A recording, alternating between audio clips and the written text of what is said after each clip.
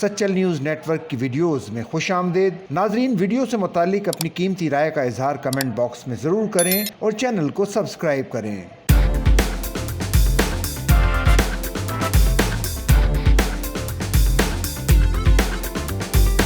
Pakistan cricket board کے تحت قومی کرکٹرز کے ٹریننگ سیشن کے تیسرے روز 8 کھلاڑیوں نے شرکت کی۔ کھلاڑیوں میں محمد رضوان، نسیم شاہ، عامر جمال، طیب طاہر، سفیان مقیم، محمد نواز، علی رضا اور معاذ صداقت شریک تھے۔